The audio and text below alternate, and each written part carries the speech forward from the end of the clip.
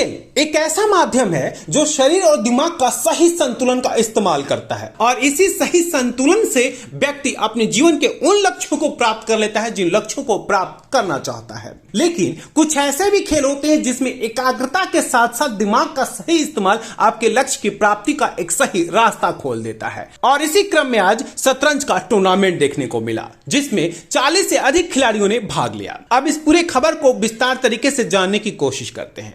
दरअसल में राजधानी दिल्ली के अंतर्गत आने वाली विकासपुरी विधानसभा में एक प्रतिभालय एकेडमी है, जो एकेडमी लगातार बच्चों की उन प्रतिभाओं को निखारने की कोशिश करता है जो प्रतिभा उसके अंदर छुपा हुआ होता है। प्रतिभालय ने उन खिलाड़ियों का चयन किया जिन खिलाड़ियों के अंदर शतरंज खेलने की चाहत है और शतरंज में वो एक बेहतरीन खिलाड़ी बन सकते हैं।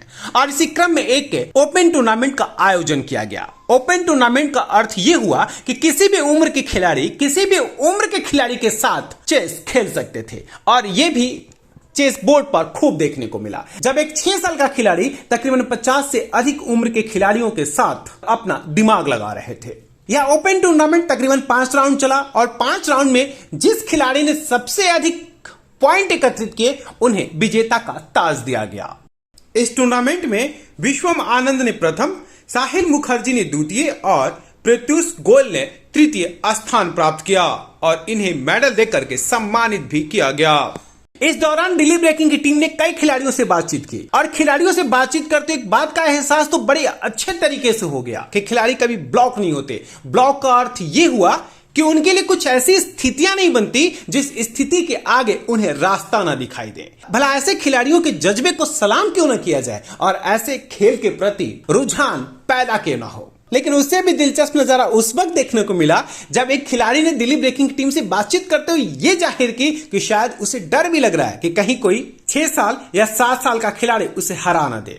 काफ़ी मज़ा लग रहा है, काफ़ी यंगस्टर्स हैं यहाँ पे, तो मुझे तो ये डर लग रहा था कि 7-8 साल का बच्चा कोई मुझे हरा देगा बेसिकली। तो अभी तो मैं 2 गेम जीता हूँ, तो 3 मोर टू गो, तो I am really enjoying it. Open tournament था तो ऐसा हाँ ओपन था, मुझे भी पता नहीं था। हाँ मुझे सी देर आर लॉट ऑफ बहुत टैलेंटेड बच्चे हैं यहाँ पे, तो मुझे डर यही लग रहा था कि छोटा बच्चा मुझे कोई हरा देगा and I will be really embarrassed. वो अभी भी डर है, ऐसी कोई बात नहीं है, बट आई एम एंजॉइंग। ठीक खंडेलवाल।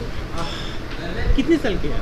8 ईयर। क्या खेलती है बेटा? चेस। और कौन सा गेम खेलती है? Chess, badminton. कौन सा, दोनों में से कौन सा गेम अच्छा लगता है? चेस। क्यों? क्योंकि उसमें अपना दिमाग में कंसंट्रेट होता है। चेस में कितना ऐसा गेम जानती हैं आप कि आप चेकमेट कर सकती हैं? कितने चांस में चेकमेट कर सकती हैं? कैसे कैसे गेम प्लान करती हैं? मतलब जैसे जो ओपोनेंट हो उसकी तरफ से नहीं देखती मैं, जो हो उसमें पोजीशन के हिसाब से। सबसे अधिक विश्वास किस पे करती हैं आप चेस खेलते वक्त बोर्ड पे? सबसे अधिक विश्वास किस पे करती हैं? क्वीन। जी? क्वीन पे। क्वीन पे क्यों? क्योंकि क्वीन ज़्यादा स्क्वायर्स चल सकती है। सबसे अधिक किसका जानती है रोल? क्वीन का या फिर रूक का या घोड़े का? किसका जानती है? नाइट। किसका? नाइट। क्या माइंड रीड भी करने की कोशिश करती है अपने उनके कि बगल में जो बैठा है वो कौन सा गेम खेल सकता है? कैसे माइंड रीड कैसे करती है? मतलब जो वो सोच रहा होता है मैं उससे, जब उसकी चांस होती है, जब वो सोच रहा होता है तब मैं अपनी चांस में उसका सोच लेती हूँ कि उसके दिमाग में क्या चल रहा है। उसकी आंखों को भी पड़ती है कि कौन कौन सी गोटी को कहाँ कहाँ देख रहा है। वो अगर वो राइट में देख रहा है जो पीसेस होंगे उधर की तरफ, तो इसलिए। अब क्या करना क्या है, प्लान क्या है कि आगे करना क्या है, क्या सोच रखा आपने? अभी दिल्ली इंटरनेशनल है, उसमें मुझे अच्छी पोजीशन लानी है, रेटिंग खोलनी है। आखिर खिलाड़ियों में खेल के प्रति जुनून और जज्बा कौन भरता है, इसको लेकर के दिल्ली ब्रेकिंग की टीम ने मैनेजमेंट टीम से भी बातचीत करने की कोशिश की और जानना चाहा कि आखिर किस तरह से इन खिलाड़ियों को तैयार किया जाता है। आयोजन है एक छोटे से चेस टूर्नामेंट का। हम लोग हर मंथ एक प्रैक्टिस टूर्नामेंट कराते हैं जहाँ पे हम बच्चों को प्लेटफॉर्म देते हैं चेस खेलने के लिए। और इस गेम की अगर खूबसूरती की बात करें तो आप जैसा देख पा रहे हैं कि एक 6 साल का बच्चा भी बैठा और एक 50 साल का भी, तो ये एक लौता ऐसा गेम है जहाँ पे कोई एज बार नहीं होता। तो हमारी कोशिश रहती है कि हर एज ग्रुप के बच्चों को हम अच्छे से अच्छा प्रोफेशनल चेस सिखा सकें और उनको ऐसे प्लेटफॉर्म पे खिला के उनका मनोबल बढ़ाएं और उनको आगे बढ़ाएं। बट ये मुश्किल होगा ना, 6 साल का लड़का जो 50 साल के व्यक्ति के साथ कैसे खेल सकता है? निश्चित तौर से दबाव महसूस करेगा या उसका माइंड उतना ग्रिप नहीं करेगा। जी, अब ये जो क्वेश्चन है आपने एक चेस प्लेयर से ही पूछ लिया सर। चेस प्लेयर का जो स्पेशलिटी वो ये है कि माइंड जो है वो अनब्लॉक्ड होता है।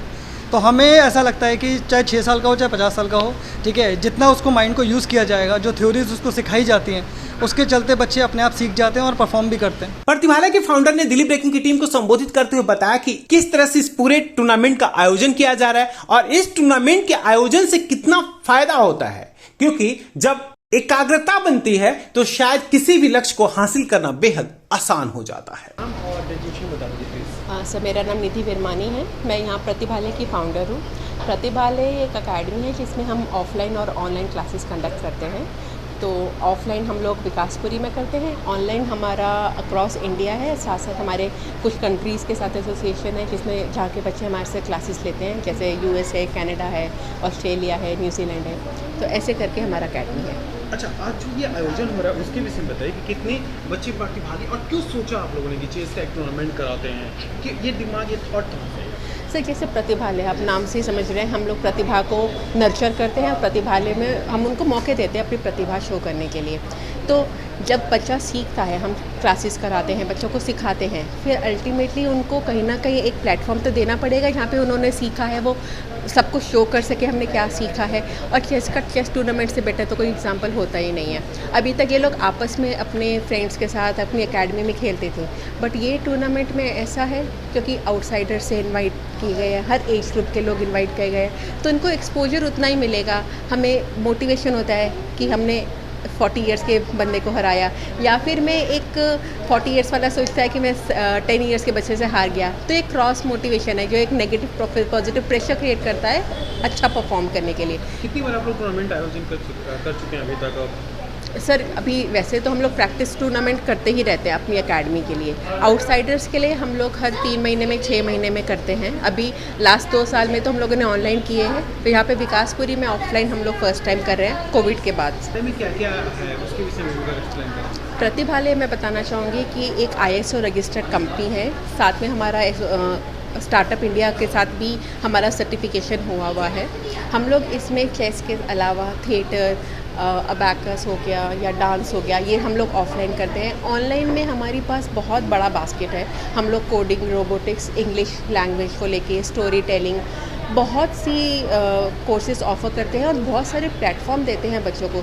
तो बच्चे जब परफॉर्म करते हैं, हम उनकी वीडियोस हमारे यूट्यूब चैनल पे दिखाते हैं, उनको सर्टिफिकेट्स के थ्रू हम लोग को मोटिवेट करते हैं। तो अल्टीमेटली हम लोग प्रतिभा नर्चर करते हैं और उन प्रतिभा सबको दिखाते हैं। शतरंज के खेल को समझने की कोशिश करें। शतरंज एक ऐसा खेल है जिसमें समय के पाबंदी के साथ साथ निर्णय क्षमता भी बेहद महत्वपूर्ण होता है, क्योंकि एक चाल से जीती हुई बाजी कोई भी व्यक्ति हार सकता है, या फिर यूं कहा जाए कि एक ही चाल से हारे हुई बाजी को कोई भी जीत सकता है। लेकिन यह भी तय है कि शतरंज के खेल में जिस तरह से प्रतिभालय खिलाड़ियों को तैयार कर रहा है, उसको देखते हुए शायद ये कहा जा सकता है कि आने वाले दिनों में प्रतिभालय से ही कोई ऐसा खिलाड़ी होगा जो भारत का प्रतिनिधित्व करेगा। दिल्ली ब्रेकिंग के लिए अनुज मिश्रा की रिपोर्ट।